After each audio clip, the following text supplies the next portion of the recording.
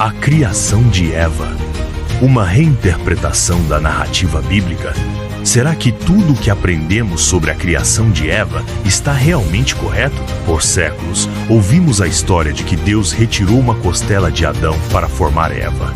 Mas e se essa tradução estiver equivocada? Imagine que a verdadeira mensagem do texto hebraico original revele algo muito mais profundo, capaz de modificar radicalmente nossa compreensão da relação entre homens e mulheres. Não é intrigante pensar que um detalhe tão sutil como a tradução de uma palavra tenha moldado a cultura, a teologia e até mesmo nossas vidas de forma tão significativa? O que está oculto no livro de Gênesis pode surpreender até mesmo os leitores mais experientes da Bíblia. A palavra hebraica zela, frequentemente traduzida como costela, possui um significado muito mais abrangente. E o que ela revela transcende as questões linguísticas, apresentando uma poderosa verdade que desafia séculos de interpretações errôneas e nos convida a contemplar o plano divino com novos olhos. Trata-se de uma descoberta que não apenas corrige a história, mas restaura uma visão divina de igualdade e parceria. Por quê? Durante tanto tempo, aceitamos uma interpretação que reduziu Eva a uma mera parte menor de Adão. E como isso influenciou nossa visão do papel da mulher na família, na igreja e na sociedade? Revisitar lá é mais do que um exercício acadêmico, é uma oportunidade de redescobrir o que Deus realmente quis comunicar sobre a criação e o relacionamento humano. Prepare-se para explorar os segredos que o texto hebraico revela. O que está prestes a ser compartilhado não é apenas uma curiosidade bíblica, mas uma verdade capaz de transformar sua perspectiva sobre o propósito divino para homens e mulheres. Ao final, você será desafiado a refletir sobre como essa compreensão pode impactar seus relacionamentos, sua fé e sua visão de mundo.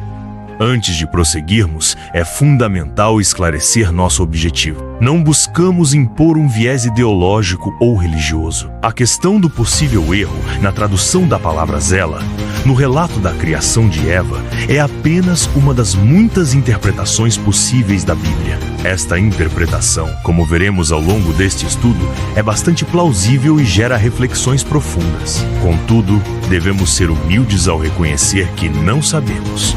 E provavelmente nunca saberemos o significado exato de muitas passagens bíblicas. A verdade é que, como seres humanos, ainda não possuímos a capacidade de compreender tudo o que está escrito na Bíblia. E isso é por design divino. Ele é soberano e não nos revelou tudo, porque sua intenção nunca foi que entendêssemos absolutamente tudo. A Bíblia é um livro divino, repleto de mistérios e verdades que nos desafiam a crescer.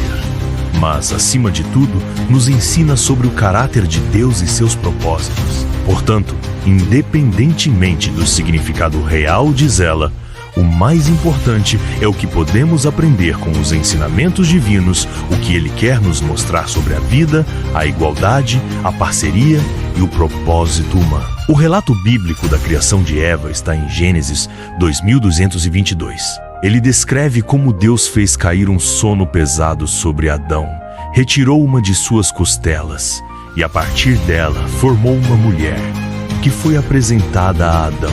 A interação de Eva ter sido criada a partir de uma costela de Adão não surgiu do acaso. É o resultado de séculos de traduções e adaptações culturais que moldaram nossa compreensão da narrativa bíblica. Tudo começou com a Septuaginta, a tradução da Bíblia hebraica para o grego, onde a palavra zela foi traduzida como pleura, que no grego se refere ao lado ou costela. Essa escolha de tradução profundamente influenciou a compreensão dos primeiros cristãos e teólogos, perpetuando essa visão por gerações. Posteriormente, a Vulgata Latina, a tradução oficial da Igreja Católica na Idade Média, traduziu zela como costela, consolidando ainda mais essa ideia.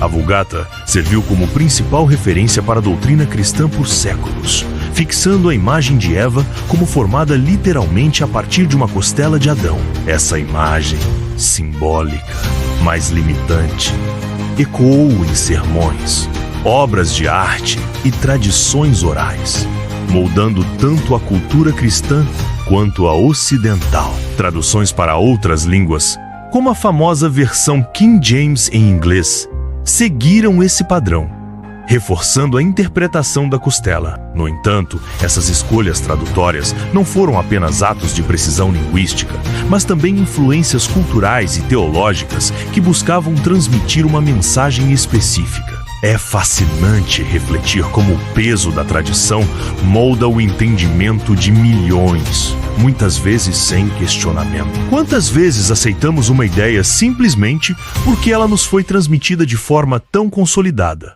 Essa interpretação encontrou eco na arte renascentista, onde a criação de Eva foi representada de maneira dramática. Obras como as de Michelangelo mostram Adão deitado, enquanto Deus cria Eva de seu lado, enfatizando a imagem da costela retirada. Esses quadros, com todo o seu esplendor, reforçaram ainda mais a narrativa tradicional, fixando-a não apenas na mente dos estudiosos, mas também no imaginário popular. No entanto, é essencial refletir sobre o impacto cultural dessa visão. A ideia de Eva sendo formada a partir de uma costela pequena pode ter contribuído para uma visão hierárquica dos gêneros, onde a mulher era vista como derivada e subordinada ao homem.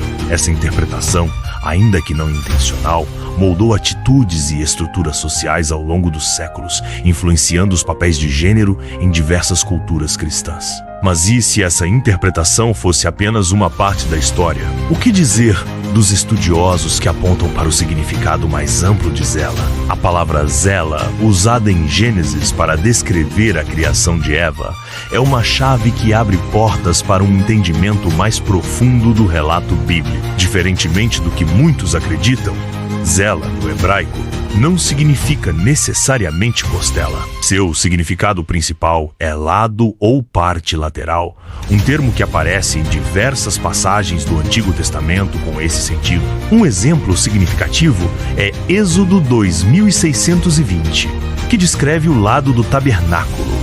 Essa passagem demonstra como Zela era usada para se referir a estruturas laterais e não a ossos. A interpretação de Zela como costela surgiu nas traduções para o grego e, posteriormente, para o latim, como discutimos anteriormente. No entanto, estudiosos do texto original em hebraico apontam que essa interpretação é limitada e, muitas vezes, desvia o foco do simbolismo mais amplo presente no relato da criação. Ao compreender Zela como lado, a narrativa ganha um tom de completude e parceria, em vez de subordinação. Adão e Eva não são apresentados como um superior e um derivado, mas como duas partes que se complementam, refletindo a intenção divina de igualdade. Continuação da reescrita, mantendo o tom e o estilo do texto original.